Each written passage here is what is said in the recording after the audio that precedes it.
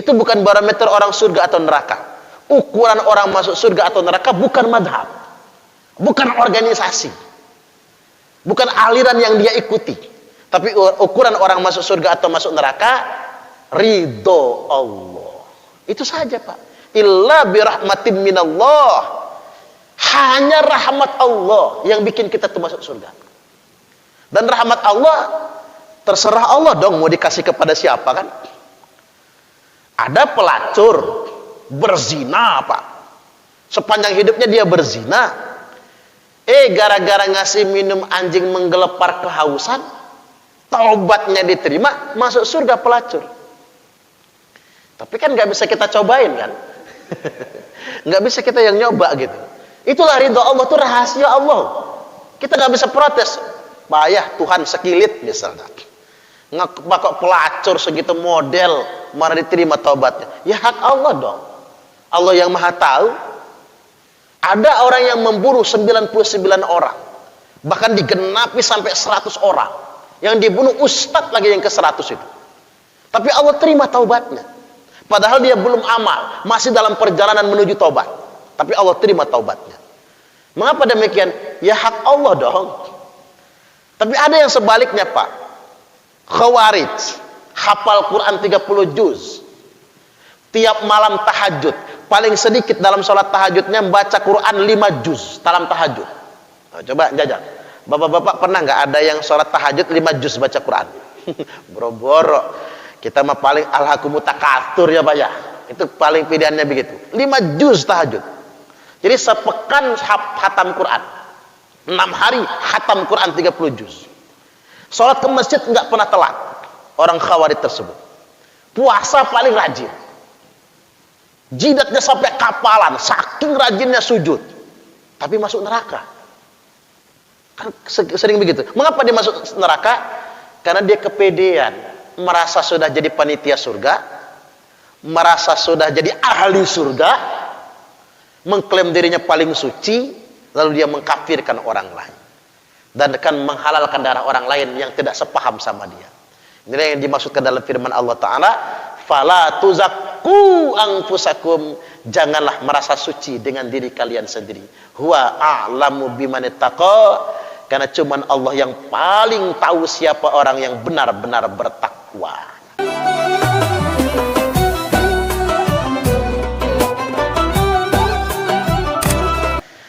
Hanya saja bicara tentang surga, ada satu perspektif yang hendak saya sodorkan pada kesempatan kali ini buat jadi bahan renungan kita. Surga itu semata-mata bergantung pada keridhaan Allah Ta'ala. Jadi jangan sampai kita salah memahaminya.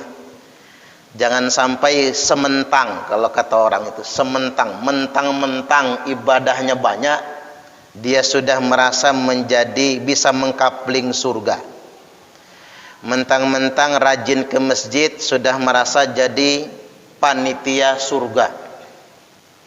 Walaupun katanya nggak enak jadi panitia surga, karena panitia itu selalu di luar, nggak pernah masuk ke dalam. Makanya bapak-bapak jangan mau jadi panitia surga. Jadi jangan sampai sedemikian rupa. Jadi surga itu hanya semata-mata bergantung kepada keridhaan Allah, agar nggak berat-berat kita mikirnya. Karena ada fenomena umat Islam ini kok berebut surga gitu. Apa wujudnya berebut surga itu? Berebut merasa paling benar. Truth claim, klaim sepihak. Yang benar saya, yang lain salah. Mudah saling menyalahkan hanya gara-gara beda madhab misalnya, beda firqah misalnya. Bahkan kadang-kadang sepele banget, hanya gara-gara beda afiliasi pilihan politik. Itu bikin dia musuhan, seakan sudah pisahan surga gitu. Seakan-akan sudah beda nanti, ada yang surga, ada yang neraka, ada kecenderungan sedemikian rupa. Padahal ya tidak demikian. Saya akan mulai dari satu keterangan. Ini hadis Sahih Bukhari Muslim, sahih muttafaqun alaih. Jadi Rasulullah sallallahu alaihi wasallam telah bersabda, "Inna ahadakum la ya'malu bi'amali ahli al-jannah hatta ma yakunu bainahu wa bainaha illa dhira'. Sesungguhnya ada salah seorang di antara kalian yang sepanjang hidupnya mengerjakan amalan ahli surga, hatta ma yakunu bainahu wa bainaha illa dhira', sampai-sampai tidak ada jarak antara dirinya dengan surga kecuali tinggal sehasta. Dekat banget Pak dengan surga itu. Fayasbiqu alaihil kitab, tapi sayang sekali ketetapan Allah mendahuluinya. Fayamalu bi'amali ahli nar, lalu dia kerjakan amalan ahli neraka. Fayadkhuluha, lalu dia mati masuk neraka. Bayangkan tuh. Jadi kita nggak boleh merasa sudah jadi panitia surga. Jangan pernah ada klaim lagi kelompok saya paling benar, yang lain salah. Jangan pernah ada klaim kelompok saya paling sunnah, yang lain bid'ah. Jangan pernah ada klaim kelompok saya paling selamat, firqatun najiyah, yang lainnya tersesat. Jangan pernah ada klaim begitu. Itu bahaya sekali. Ada di antara hamba ini yang sepanjang hidupnya mengerjakan amalan ahli surga, sampai tidak ada jarak antara dirinya dengan surga kecuali tinggal sehasta. Tapi sejengkal lagi dia mau masuk surga, sayang dia kerjakan amalan ahli neraka, lalu dia mati masuk neraka. Apa sebabnya? Yang masuk dalam kategori ini adalah orang yang merasa paling suci. Ini hati-hati betul, hati-hati sekali. Merasa paling suci, merasa paling benar sendiri. Allah sudah ingatkan, a'udzubillahi minasyaitonir rajim, fala tuzakku anfusakum, janganlah kalian merasa suci dengan diri kalian sendiri. Huwa a'lamu bimanittaqa, karena cuman Allah yang paling tahu siapa orang-orang yang benar-benar bertakwa. Sudah ada prototipenya Pak, contohnya, bukti nyatanya, kelompok ini sudah ada. Yang kata Nabi sepanjang hidupnya mengerjakan amalan ahli surga, tapi kalau mati masuk neraka. Contohnya siapa? Abdurrahman bin Muljam. Abdurrahman bin Muljam itu hafal Al-Quran 30 juz. Ke masjid enggak pernah telat. Enggak pernah telat. Salat selalu di shop yang pertama. Kalau salat tahajud, bacaan paling singkatnya 4 juz. Kira-kira di sini berapa juz tarawih kita ini? At-takasur Ustaz ya. Oh, jangan panjang-panjang Ustaz Zaki.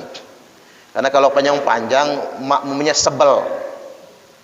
Ada imam di masjid saya Pak, saya yang ngundang lagi ya.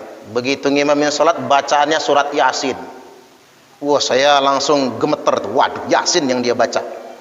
Bismillahirrahmanirrahim. Yasin. Allahu Akbar. Nah, satu ayat cuma nak. Ruku dia. Taraweh 11 rakaat itu cepet banget. Satu rakaat 1 ayat dia membacanya. Ibu-ibu nanya habis tarawehan, kata ibu-ibu, Ustaz, tadi imamnya siapa? Teman saya Bu, kata saya. Enggak, kata ibu-ibu, kalau bisa imamnya dia terus aja. Enak kalau dia jadi imam. Oh, ternyata enggak suka Pak yang panjang-panjang jamaah itu. Jadi Abdurrahman bin Muljam itu kalau sholat enggak pendek, 4 juz, 5 juz bacaannya. Jadi khatam Quran itu seminggu sekali. Tetapi masuk neraka. Mengapa dia masuk neraka? Karena dia merasa paling beriman, sehingganya mudah mengkafirkan orang, mudah merasa paling sunnah, mudah membid'ahkan orang, merasa paling benar, mudah menyalahkan orang. Sifat ini harus kita hindari, karena justru membuat kita mati su'ul khotimah, ujub merasa paling benar sendiri. Nah, kemudian dibalik oleh Nabi, wa inna ahadakum la ya'malu bi'amali ahli nar, sesungguhnya ada salah seorang di antara kalian yang sepanjang hidupnya mengerjakan amalan ahli neraka, hatta ma yakunu bainahu wa bainaha illa dhira', sampai-sampai tidak ada jarak antara dirinya dengan neraka kecuali tinggal sehasta. sejengkal lagi, sesaat lagi dia mau masuk neraka, fayasbiqu alaihil kitab, ketetapan Allah mendahuluinya, fayamalu bi'amali ahlil jannah fayadkhuluha, lalu dia mengerjakan amalan ahli surga, lalu dia mati lantas masuk surga. Nah ini kan keren ini. Cuman nggak bisa digeneralisir ya Pak, nggak bisa semua orang begini nasibnya kan. Bahasa saya ada orang yang sepanjang hidupnya kerjaannya ahli neraka, tapi di ujung hayatnya dia kerjakan amalan ahli surga, lalu dia mati masuk surga. Yang paling konkret contohnya itu siapa lah ya, Freddy Budiman mungkin ya. Freddy Budiman itu gembong narkoba itu Pak, gembong narkoba. Pokoknya maksiatnya udah banyak betul, tapi mati dalam keadaan bertaubat kepada Allah. Sebelum dieksekusi mati, dia sholat, dia sujud, dia bertaubat kepada Allah Subhanahu wa ta'ala, mudah-mudahan masuk surga. Allahumma amin. Apalagi dalam Islam ini ada doktrin taubat. Innallaha yaqbalu taubatal abdi. Sesungguhnya Allah senantiasa menerima taubat hambanya, malam yugharghir, selama nyawanya belum mendesak-desak di tenggorokan, sebesar apapun dosa kita. Makanya kita selalu berbaik sangka. Siapapun masih mungkin mendapatkan hidayah. Nggak perlu kita klaim apapun bentuknya itu. Tapi berdakwah tetap, saling mengingatkan satu sama lainnya, kewajiban bagi kita semua. Nah, kemudian yang berikutnya, saya tertarik dengan keterangan umat Islam itu bakal masuk surga semua. Semua bakal masuk surga. Mudah-mudahan kita termasuk. Allahumma amin. Cuman dibagi jadi 3 rombongan. Rombongan pertama tulusun, yadkhulunal jannata bighairi hisab. Rombongan pertama 1/3. Umat ini akan masuk surga tanpa hisab. 1/3 itu banyak Pak. Hitung sejak zaman Nabi Muhammad SAW. Sekarang saja 1,8 miliar. Jadi 1.800.000.000 yang jumlah populasi yang sekarang saja. 1/3-nya itu 600 juta masuk surganya tanpa hisab. Jadi nggak dihisap-hisapnya tuh hisap yang ringan saja. Ya mudah-mudahan kita semua termasuk. Allahumma amin. Ini yang kita inginkan sebetulnya. Kemudian yang berikutnya tulutun ya'tuna bidunubihim wa khotoyahum fayughfar lahum. 1/3-nya datang dengan dosa-dosa mereka, dengan kesalahan-kesalahan mereka, lalu dimintai pertanggungjawaban, dihisab, dimizan, vonis terakhirnya diampuni semua dosa-dosanya, masuk surga juga. Ya, udah kelihatan hitungannya nih, 2/3 umat ini nggak mampir neraka, 2/3 umat ini masuk surga, tidak merasakan neraka sama sekali. Mudah-mudahan masih termasuk kita. Allahumma amin. Nah, ada 1/3 sisanya, thuluthun ya'tuna bidunubi wa khotoya idham. 1/3-nya datang dengan dosa yang gede-gede, dosa yang besar-besar. Kalau yang ini mampir dulu dalam neraka. Ada kira-kira Pak yang pengen mampir neraka? Ya, buat bahan cerita. Seru di neraka tahu. Emang ada apa di sana? Ada trio macan misalnya. Ini misal ya Pak, lagi nyanyi iwak peyek dalam neraka misalnya. Jadi 1/3 itu mampir. Nah, mampirnya relatif. Ada yang sehari, ada yang seminggu, ada yang sebulan, ada yang setahun, macam-macam. Dan masih bisa mendapatkan syafaat dari Nabi. Sampai habis nanti. Umat ini masuk surga semua udah habis. Allah nanya sama malaikat, wallahu a'lam. Padahal Allah Maha tahu. Kalau bahasa katanya, malaikat, kata Allah, masih ada nggak umat Muhammad dalam neraka itu? Habis, kata malaikat. Ya cari dulu, kata Allah. Maka oleh malaikat dicari Pak, bawa beko itu, eskavator itu, dikerok itu dasar-dasar neraka. Ternyata masih banyak di kerak neraka.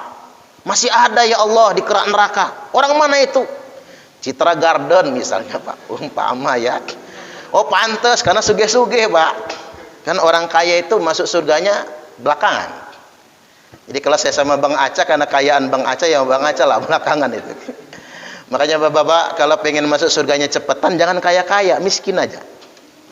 Kalau sudah terlanjur kaya jangan sedih Pak, kumpulin hartanya kasih ke saya. Biasa yang nanggungnya nantinya. Allahu Akbar. Jadi masih di kerak-kerak neraka. Lalu Allah bertanya kepada mereka, kata pada malaikat, amal mereka apa? Mereka punya sholat? Enggak ada ya Allah. Pernah taraweh? Enggak pernah ya Allah. Puasa boro-boro, orang puasa dia ngudut ya Allah.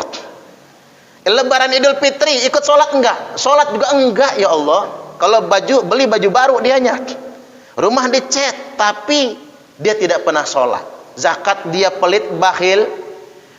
Lalu kata Allah, amal dia apa? Wajadna a'malahum minadz-dzunubi ka'amtalil jibal. Yang kami jumpai ya Allah, amalnya penuh dengan dosa-dosa kemaksiatan yang membumbung tinggi bagaikan gunung-gunung. Enggak punya ibadah, tidak punya ketaatan, tidak punya sedekah. Ghairu annahum yashhaduna an la ilaha illallah wa anna muhammadar rasulullah. Cuman mereka punya satu modal ya Allah, punya syahadat. Ini ternyata ini Pak golongan nol besar yang punya cuman syahadat. Itu pun syahadat waktu kawin aja. Pantesan penguluk-penguluk di Indonesia ini Pak, walaupun enggak wajib kalau orang mau kawin baca syahadat dulu. Setidak-tidaknya nyelamatin tuh nantinya, kan pembaharuan iman. Memang nggak wajib Pak ngucap syahadat mau akad nikah itu, tapi bagus itu pembaharuan iman. Kalau dia sebelumnya mungkin sudah batal karena satu perbuatan tertentu yang dia kerjakan, maka diperbaharui dengan mengucap kalimat syahadat. Apa jawab Allah kepada malaikat? Walaupun modalnya cuma syahadat, masukkan mereka semua ke dalam surga karena rahmatku. Subhanallah.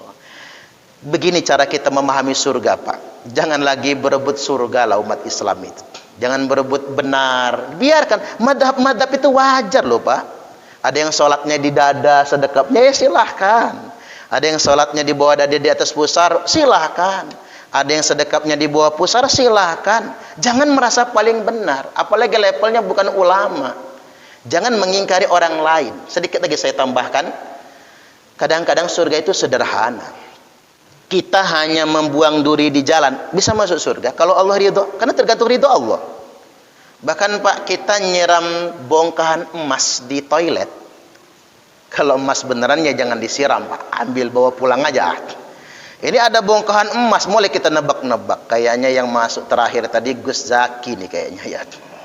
Kita nebak-nebak, cuman kita hilangkan pikiran negatif suudzon kita, tapi kita siram bongkahan emas itu. Boleh jadi masuk surga hanya gara-gara menyiram bongkahan emas. Bahkan dikatakan oleh Nabi, innal abda la yatakallamu bil kalimah min ridwanillahi ta'ala. Boleh jadi seorang hamba hanya berkata dengan satu kata, tapi dengan kata itu Allah ridho kepadanya, lalu dia masuk surga.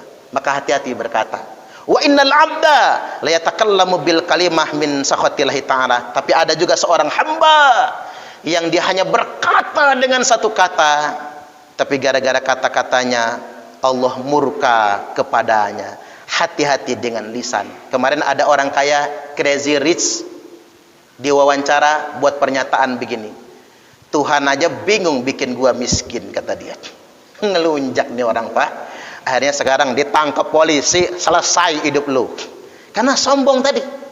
Bahkan ada cewek dilamar cowok, begitu dilamar cowok dia ngomong sama yang ngelamar, jangankan elu, malaikat aja gua tolak kalau ngelamar. Ngelunjak orang ini. Beneran Pak, besok pagi dilamar malaikat Israel. Mati dia. Itu kapal Titanic, bahasa Inggrisnya Titanic. Kan filmnya luar biasa fenomenalnya. Ada yang nanya apa tenggelamnya kapal Titanic itu apa karena di sana banyak minuman keras? Kapal pesiar yang lain banyak minuman keras enggak tenggelam. Apa karena di sana ada orang kumpul kebo? Di kapal yang lain banyak orang berzina enggak tenggelam. Kapal Titanic tenggelam hanya gara-gara kata-kata. Insinyur Thomas Andes berkata, jangankan badai dan gelombang, jangankan gunung es dan batu karang, Tuhan pun takkan pernah bisa menenggelamkannya. Kata Tuhan, kita jajal, tumburin betul ke gunung es, tenggelam. Hati-hati dengan lisan. Dengan satu kata orang bisa mendapat surga, tapi dengan satu kata Allah bisa murka kepadanya. Baik, demikian. Mudah-mudahan ini semua bermanfaat. Ambil hikmahnya, ambil manfaatnya. Percayalah, walaupun umat ini banyak ikhtilaf, banyak perbedaan, jangan pernah merasa paling benar. Fastabiqul khairat, kita berlomba-lomba saja dalam kebajikan. Mudah-mudahan kita semua masuk surga. Allahumma amin.